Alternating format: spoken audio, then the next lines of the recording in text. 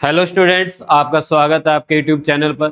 आज हम इस वीडियो में क्लास 9th उसकी साइंस चैप्टर नंबर 6 बच्चों how force affect the motion उसके पोज एंड पोंडर वाले जो क्वेश्चन है वो करने वाले हैं इस वीडियो में।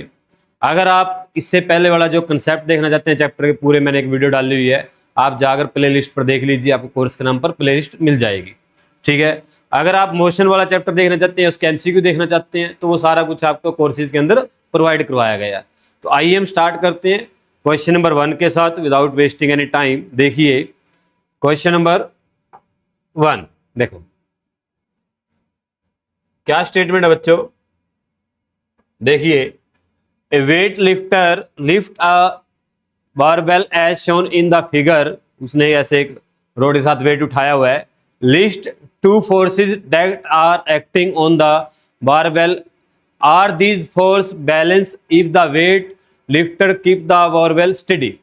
ठीक है, आपने क्या करना है, एक वेट ऐसे उठाया गया और जब उसने वेट उठाया वो उसको स्टेडी कर रखा, रोक रखा उसने उसको।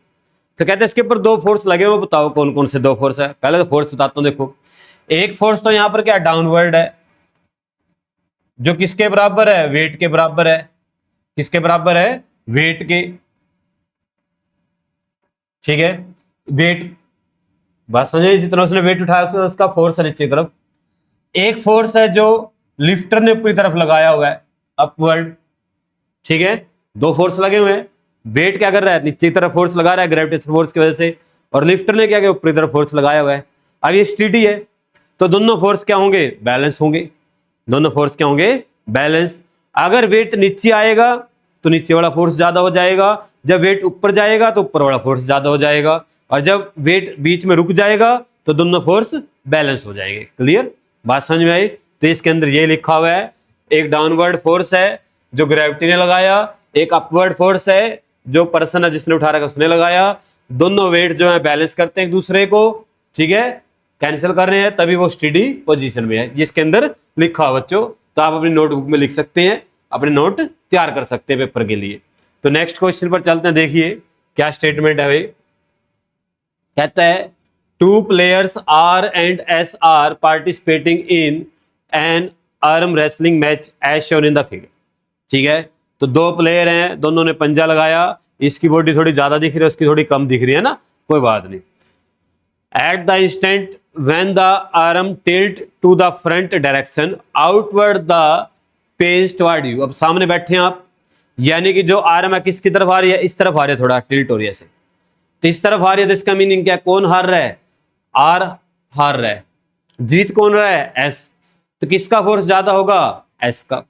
किसका फोर्स ज्यादा होगा, एस का। किसकी तरफ होगा, आपकी तरफ होगा। नेट फोर्स जीरो नहीं है। तो इसमें क्या पूछा गया, देखो are the force excited by the player balance, तो क्या फोर्स बैलेंस होंगे। इफ नॉट, अगर नहीं, which player exert the larger force. मैंने बता दिया आपको सारी बातें, तो आपका आंसर क्या आएगा, नो, फोर्स बैलेंस नहीं है। ठीक है, which player exert more force, कौन सा प्लेयर फोर्स ज्यादा लगा रहा है, S exert more force greater than R. ऐसे लिख सकते हो आप, क्या लिखोगे, एस exerts या exerted more force। क्या कर रहा है, more force लगा रहा है, किससे, या exert greater लिख लो, greater force than R, R से ज्यादा लगा रहा है। क्लियर बेटा, बात समझ में आई। तो नेट फोर्स क्या है, यहां पर नॉन जीरो है। तो ये सारा प्रोग्राम इसके अंदर मैंने आपके लिए लिख दिया है। ठीक है, और ये बाद में ये लाइन भी लिख दिया आपको एक्सप्लेन करने के लिए। क्लियर, सभी को आवाज समझे। तो चलते हैं नेक्स्ट क्वेश्चन पर। बिल्कुल आसान क्वेश्चन है बच्चों, ध्यान से देखते रहिए, समझते रहिए। An object is moving with a constant velocity. एक ऑब्जेक्ट है जो कांस्टेंट वेलोसिटी से चल रहा है। ठीक है, is there a net force acting on upon it. ठीक है, कहते हैं क्या यहां पर कोई फोर्स लग रहा है उसके ऊपर, अगर वो कांस्टेंट वेलोसिटी से चल रहा है। अब फोर्स का फॉर्मूला क्या होता है बच्चों, एफ का फॉर्मूला होता है M A, mass into acceleration. अगर आपको याद हो, एक्सेलरेशन क्या होता है, चेंज इन वेलोसिटी। एक्सेलरेशन किसके बराबर होता है, change in velocity per unit time, ये होता है बच्चों। याद करो। अब आपको बोल दे कि वेलोसिटी तो उसकी क्या है, कांस्टेंट है, कोई चेंज हो ही नहीं रहा है। तो जब उसकी वेलोसिटी में चेंज नहीं हो रहा है तो ए क्या आएगा, जीरो। ए क्या आएगा, जीरो फॉर कांस्टेंट वेलोसिटी। क्यों आया जीरो, क्योंकि v और u बराबर रहेंगे, उसका इनिशियल वेलोसिटी बराबर रहेगी फाइनल, क्योंकि सेम है ना, जिस पर चल रही थी उसी पे चलती रहेगी। तो u और v इक्वल आ गया, u और v इक्वल आ गया तो क्या बन गया, a जीरो बन गया। a जीरो बन गया तो f क्या बन गया, जीरो। तो f क्या आ गया, यहां से m इंटू जीरो करोगे तो क्या बनेगा बच्चों, जीरो। तो इसका मीनिंग क्या हुआ, उसके ऊपर कोई फोर्स नहीं लग रहा है। तो अपना आंसर क्या आएगा, no there is no net force acting upon it according to Newton first law. Newton का फर्स्ट लॉ भी ये कहता है, क्या कहता है, अगर कोई बॉडी यूनिफॉर्म मोशन में चल रही है तो उसके ऊपर कोई फोर्स नहीं लग रहा है, ठीक है। और न्यूटन सेकंड लॉ से मैंने प्रूव कर दिया, दोनों से प्रूव कर दिया। क्लियर, बात समझ में आई। चलो ये भी कर सकते हैं आप, ये भी लिख सकते हैं, दोनों आपकी मर्जी है, जैसा आपको ठीक लगे। नेक्स्ट क्वेश्चन देखिए, कहता है suppose no net force acting on an object. कहता है आपने मान लेना कि कोई नेट फोर्स नहीं लग रहा है, कोई नेट फोर्स नहीं लग रहा है। Which of the following situation are possible, कहते हैं इनमें से कौन सी सिचुएशन पॉसिबल होगी वो बताना आपने। कहता है object remain at rest if at rest, अगर ऑब्जेक्ट रेस्ट पर है और उसके ऊपर मैं कोई फोर्स ना लगाऊं नेट फोर्स, तो वो कहां पर रहेगा, रेस्ट पे रहेगा। समझदार है, न्यूटन का फर्स्ट लॉ, न्यूटन का फर्स्ट लॉ, ठीक है बेटे। तो ये सिचुएशन क्या है, पॉसिबल है, इसके आगे टिक लगा लेते हैं, ये सिचुएशन पॉसिबल है। दूसरा, object keeps moving with a constant velocity. अभी इससे पिछले वाला क्वेश्चन किया ना हमने कि जब तक कोई नेट फोर्स नहीं लगता है तो ऑब्जेक्ट कांस्टेंट वेलोसिटी में चलता रहता है, ये भी न्यूटन का फर्स्ट लॉ है। मान लो एक कार आ रही है आपकी तरफ 10 किलोमीटर पर आवर की स्पीड से, कितनी स्पीड से आ रही है, 10 किलोमीटर पर आवर की स्पीड से आ रही है। आपने सामने से आगे फोर्स लगाया, ठीक है, आपके फोर्स का उसके ऊपर कोई इफेक्ट ही नहीं हुआ, ठीक है। जितना आप उसके ऊपर फोर्स लगा रहे उतना कार भी आपके ऊपर लगा देती है, बैलेंस कर देती है, तो कार के ऊपर तो कोई फर्क पड़ेगा ही नहीं, उसी स्पीड पर चलती रहेगी। या आप ऐसा मान के चल सकते हैं कि कार आ रही है ऐसे आपकी तरफ, ठीक है, आपने सामने से 10 न्यूटन लगाया और बैक साइड से भी 10 न्यूटन लगाया और कार चल रही थी 10 की स्पीड पर, तो कार के ऊपर नेट फोर्स कितना हुआ, जीरो। तो कार तो रुकेगी नहीं, कार चलती रहेगी, उसी स्पीड पर चलती रहेगी, कोई फर्क नहीं पड़ेगा। तो सेकंड कंडीशन भी क्या है, पॉसिबल है, जब तक नेट फोर्स ना लगे। तीसरी condition, object is moving with a constant acceleration, ये गलत है। अगर आप किसी के ऊपर फोर्स नहीं लगाओगे, अगर आप किसी के ऊपर फोर्स नहीं लगाओगे, यानी कि एफ जीरो है, मैं प्रूव कर देता हूं इस बात को। एफ क्या है, यहां पर जीरो है, फोर्स नहीं लगाया आपने तो जीरो आ गया। एम इंटू ए क्या हो गया, जीरो हो गया। अब एक बात सुनो, एम तो कभी जीरो हो ही नहीं सकता अगर ऑब्जेक्ट है, मास तो जीरो नहीं हो सकता ना। मान लो बस है, साइकिल है, आप हो, कोई ऑब्जेक्ट है, मास तो उसका जीरो होगा नहीं, तो किसको जीरो होना पड़ेगा, ए को।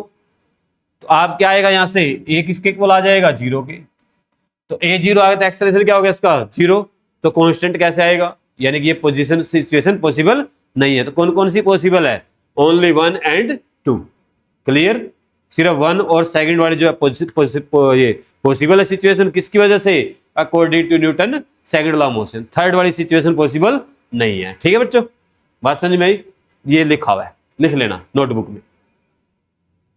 क्वेश्चन नंबर 5 देखिए, इन द रियल वर्ल्ड, अपनी डेली लाइफ के अंदर, it is difficult to find a situation, ये मुश्किल है एक सिचुएशन फाइंड करना, कौन सी, where no force acting on an object, कि ऐसी सिचुएशन कोई फाइंड करो जिसमें ऑब्जेक्ट के ऊपर फोर्स लग ही नहीं रहा, नेट फोर्स जीरो है, ठीक है। But by applying an additional force, अगर हम कोई बाहर से फोर्स लगा दें तब ये कंडीशन प्रूव की जा सकती है कि नेट फोर्स जीरो हो जाए, नेट फोर्स क्या हो जाए इसका, जीरो हो जाए, ठीक है। अब एक बात बताओ, ये मार्कर है, इसको मैंने ऐसे होल्ड किया हुआ है, ठीक है। अब ये क्या चाहता है, क्या ये नीचे जाना चाहता है, नीचे तरफ कौन खींच रहा है, ग्रेविटी। मैं क्या कर रहा हूं, इसको ऊपर की तरफ खींच रहा हूं। मैंने अपना फोर्स लगा क्या कर दिया, इसको बैलेंस कर दिया। मैंने लगाया ना फोर्स बैलेंस करने के लिए, बाहर से फोर्स लगाना पड़ा। अगर मैं इसको छोड़ दूंगा तो नीचे चला जाएगा। ये अर्थ ने इसके ऊपर अपना फोर्स लगाया हुआ नेट, जो जीरो नहीं है, बैलेंस नहीं है। इसको बैलेंस करने के लिए क्या करता, मैं ऊपर से फोर्स लगाऊं। समझे बात सभी को? ठीक है, क्लियर। तो अपना डे लाइफ के अंदर कोई भी ऐसा ऑब्जेक्ट नहीं मिलेगा आपको जिसके ऊपर बैलेंस फोर्स लगा हुआ है, रेयर चांस है। ठीक है, सभी को किसी ना किसी फोर्स के साथ बैलेंस किया जाता है, सभी ना किसी फोर्स के साथ उसको क्या करेंगे हम, बैलेंस करें। जैसे मैंने आपको बैलेंस करके दिखाया। ठीक है, और भी एग्जांपल है, जैसे कोई चेयर वाला एग्जांपल ले लो, आप धक्का दे रहे हो, आपने उसको बैलेंस कर दिया, स्पीड यूनिफॉर्म स्पीड से चला रहे हो आप उसको, एक बैलेंस फ्रिक्शन के साथ बैलेंस करके। मान लो ये ऑब्जेक्ट है, ठीक है, ये ऑब्जेक्ट है, आप इधर क्या कर रहे हो, इसके ऊपर 10 न्यूटन फोर्स लगा रहे हो, और फ्रिक्शन भी कितना लगा रहा है, 10 न्यूटन फोर्स लगा रहा है। तो ये क्या करेगा, एक सेम स्पीड से चलता रहेगा, तो ये फोर्स क्या हो गया, बैलेंस हो गया। ये रेस्ट पे रहेगा। ये दो कंडीशन बने। ठीक है, तो आपका क्वेश्चन क्या आएगा, आंसर क्या आएगा, इन एवरी डे लाइफ, अपनी डे लाइफ के अंदर force like friction and gravity, अभी दोनों का एग्जांपल दिया मैंने, फ्रिक्शन का भी दिया और ग्रेविटी का भी दिया। ठीक है, are always present on acting on object, ये हमेशा प्रेजेंट होते हैं बॉडी के ऊपर। मैं खड़ा हूं, आप बैठे हैं, आपके ऊपर ग्रेविटी लग रही है, जो ग्रेविटेशन फोर्स लग रहा है वो फिक्स है, लगा हुआ हो। तो we can create a zero net force, हम एक जीरो नेट फोर्स क्रिएट कर सकते हैं by applying an external force, बाहर से फोर्स लगाकर, that exactly balance these force opposing force, ये क्या करता है, एग्जैक्टली उसको बैलेंस करता है। जैसे मैंने भी आपको बैलेंस करके दिखाया, ये अपना फर्स्ट क्वेश्चन था, वो वेट उठाने वाला, वो बैलेंस ही तो किया ग्रेविटी को। For example, if we push a heavy box across the floor, ये बड़ा question, at a constant speed, constant speed पर चलाना है, द फॉरवर्ड पुशिंग फोर्स, जो सामने तरफ फोर्स लगाया 10 newton, is exactly equal to the backward force, पीछे तरफ वाले फोर्स के साथ बैलेंस होगा, जो कौन है, फ्रिक्शन है, जो कौन है, फ्रिक्शन। ये वही एग्जांपल हो जो मैंने समझाया, वही लिखा इसने भी। ठीक है, because these force cancel each other, ये दोनों फोर्स एक दूसरे को क्या कर रहे हैं, कैंसिल कर रहे हैं, तो नेट फोर्स क्या आ जाएगा, जीरो आ जाएगा, जो हमने क्रिएट किया अपना फोर्स लगा के। क्लियर। तो ये कहता है कि अपनी डे लाइफ के अंदर ऐसी सिचुएशन फाइंड करना मुश्किल है जिसमें नेट फोर्स क्या हो, जीरो, बट हम बाहर से फोर्स लगाकर ये क्रिएट कर सकते हैं। ग्रेविटी वाला एग्जांपल दे सकते हो, वेट उठाया, जब आप वेट उठा रहे हो और वेट को होल्ड किया हुआ आपने, जैसे मैंने मारकर होल्ड किया हुआ है, तो ये क्या है, जीरो है फोर्स, इसका नेट बैलेंस है, ये मेरा फोर्स और ग्रेविटी का फोर्स बैलेंस किया हुआ मैंने। क्लियर। कोई भी एग्जांपल लिख सकते हो दोनों में से, मर्जी आप। समझ में आया? चलें नेक्स्ट पर, क्वेश्चन नंबर 6 देखते हैं। देखिए ये आ गया, समझना बात को ध्यान से भाई। कहता है, क्या कहता है, देखिए, ए टॉय कार ऑफ मास 100 ग्राम, एक टॉय कार है बेटे, उसका मास कितना है, 100 ग्राम है। ठीक है, is moving with a constant velocity, constant velocity जो कितनी है बच्चों, 0.5 मीटर पर सेकेंड। कितनी है, 0.5 मीटर पर। What is the net force acting on the toy car, force बताना है, नेट फोर्स। अभी मैंने आपको बताया फोर्स का फॉर्मूला क्या बच्चों, m इंटू ए, m इंटू ए है, फॉर कांस्टेंट वेलोसिटी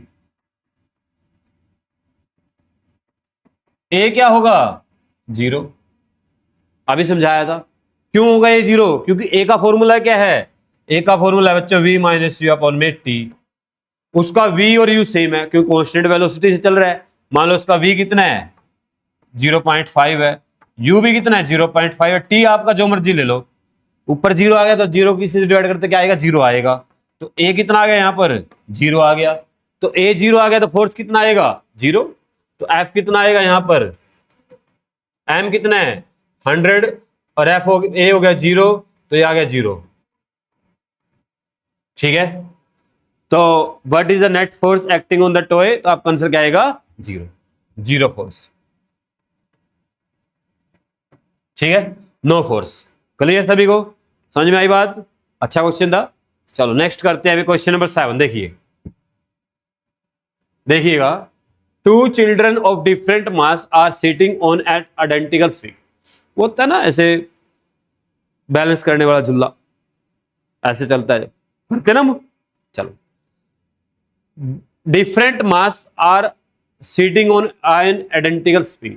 दो बच्चे हैं, दोनों का मास डिफरेंट है, एक का कम है तो एक का ज्यादा है, ठीक है।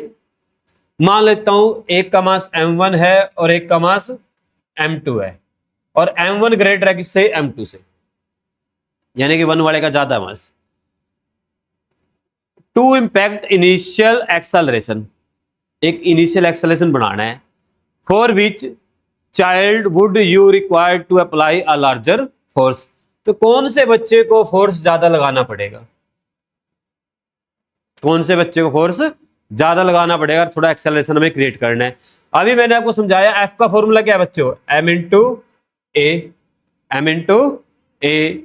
तो जिसका मास ज्यादा उसको फोर्स क्यों, डायरेक्टली प्रोपोर्शनल है, जिसका मास ज्यादा उसको क्या लगाना पड़ेगा, ज्यादा फोर्स लगाना पड़ेगा हिलाने के लिए, एक्सेलरेशन बनाना है दोनों को सेम। तो किसको ज्यादा फोर्स लगाना पड़ेगा, जिसका मास ज्यादा है।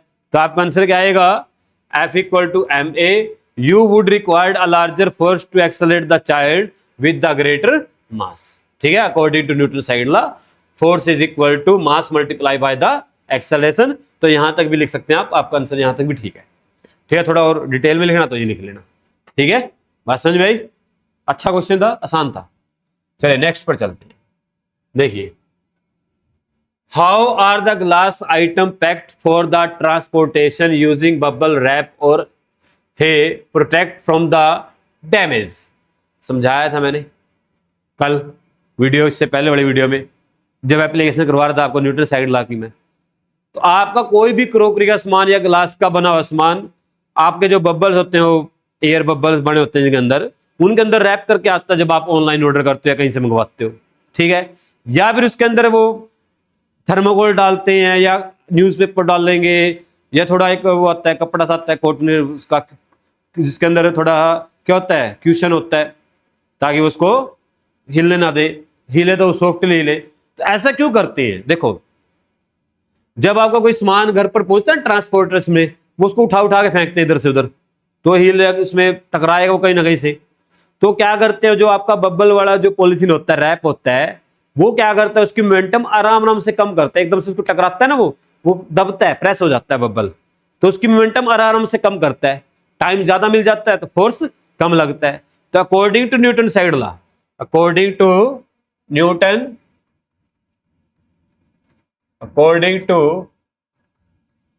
Newton's second law, F directly proportional to dp upon dt, ठीक है। एफ क्या डायरेक्टली प्रोपोर्शनल है किसके, डीपी अपॉन dt के, ये लिख लेना वर्ड। उसके बाद स्टार्ट करना, मटेरियल लाइक बबल रैप और they are highly compressible and act as soft cushions, ठीक है। फॉर फ्रिंगल आइटम, फ्रिंगल जो जल्दी टूट जाती है, जैसे क्रोकरी का सामान हो गया। ड्यूरिंग अ सडन स्टॉप और कोलिजन, जब वो एकदम से अचानक टकराती हैं, ठीक है। These material increase the time duration over which the glass item come to rest. ये क्या करती है, उसका टाइम बढ़ा देती है। जैसे कोई चीज उस बब्बल वाले रैप से टकराएगी तो बब्बल दबेगा और उसको टाइम ज्यादा मिल गया रेस्ट पे आने के लिए, ठीक है। तो टाइम इंक्रीज हो गया मोमेंटम चेंज करने के लिए, ठीक है। तो by increasing the time the rate of momentum decrease which result in much the smaller force being exerted on the glass, कम फोर्स लगता है, ठीक है, according to Newton second law motion. Clear बेटा सभी को, ऐसे लिख लेना, ज्यादा टाइम मिलेगा फोर्स कम हो जाएगा, ठीक है, कम टाइम मिलेगा फोर्स ज्यादा हो जाएगा। इसका एग्जांपल और भी थे, आप फर्श पे गिरते हो चोट ज्यादा लगती है, मेट पे गिरते हो चोट कम लगती है।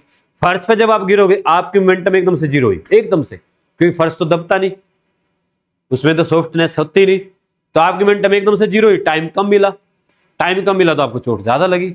वो क्रिकेट प्लेयर वाला मैंने करवाया था आपको, सारे करवा रखे बेटा मैंने आपको एग्जांपल, तो आप इससे पहले वाले वीडियो भी जरूर देखें, ठीक है, अगर आप कंसेप्ट सीखना चाहते हैं तो। चलिए अभी नेक्स्ट पॉइंट पर चलते हैं। Question number 9, why does a fire person sometimes struggle when holding the pipe issuing water. ये जबरदस्त क्वेश्चन है। जो फायर ब्रिगेड वाले होते हैं ना, और जब वो पाइप पकड़ते हैं, उस पाइप को होल्ड करना बड़ा मुश्किल है। क्यों मुश्किल होता है पता है आपको? क्योंकि इसके अंदर से जो पानी बाहर निकलता है बड़ी हाई स्पीड से निकलता है, बड़ी हाई स्पीड से आ रहा है बाहर, यानी कि जो बाहर की तरफ फोर्स लग रहा है बहुत ज्यादा है, हाई प्रेशर से। तो उसका बैक साइड जो फोर्स बनेगा according to Newton third law motion, according to Newton third law motion, तो बाहर की तरफ जो वाटर निकला उसने बैक साइड उसके बाद रिएक्शन किया, तो उसको कंट्रोल करना बड़ा मुश्किल हो जाता है।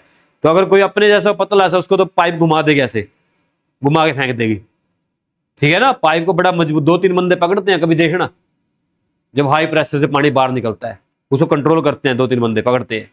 तो किसकी वजह से होता है ये? न्यूटन के थर्ड लॉ की वजह से, क्योंकि पानी बाहर की तरफ एक्शन कर रहा है, उसका रिएक्शन पीछे पाइप पे होता है, फोर्स लगता है, उस फोर्स को कंट्रोल करना है, ठीक है।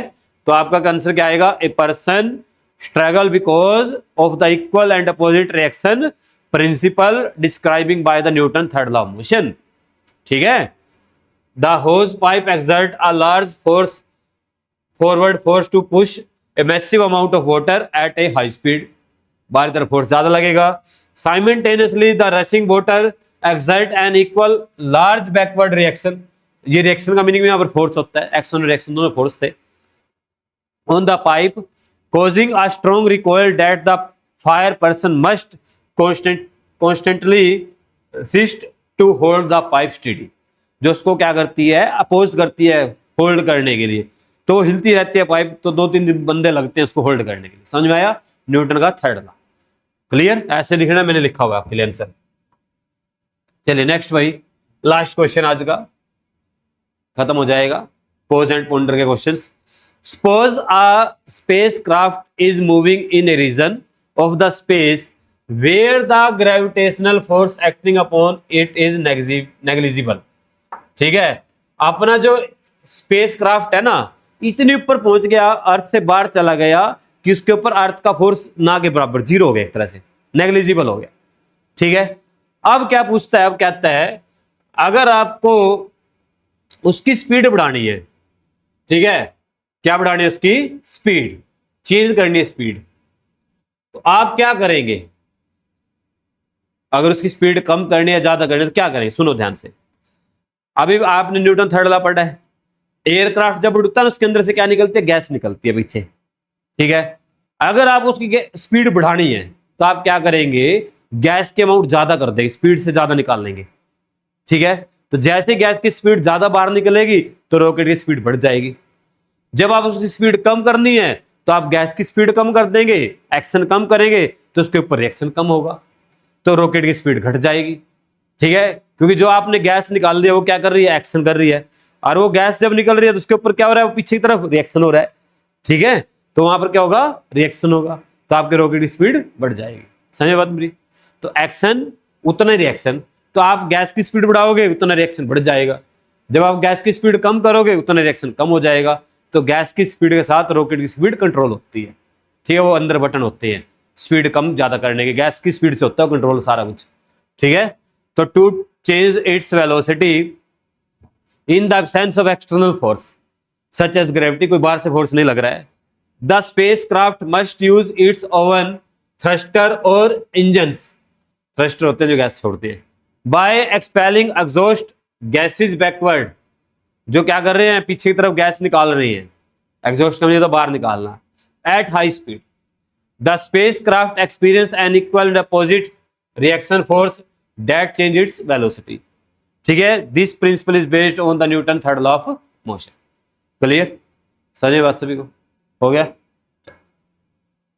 ये थे बच्चों अपने 10 के 10 क्वेश्चन पोज एंड पोंडर के, ठीक है। मैंने आपको बड़े अच्छे समझाया, लिख के भी दिया, ताकि अपनी नोटबुक या आप नोट्स पूरे कर लीजिए, ठीक है।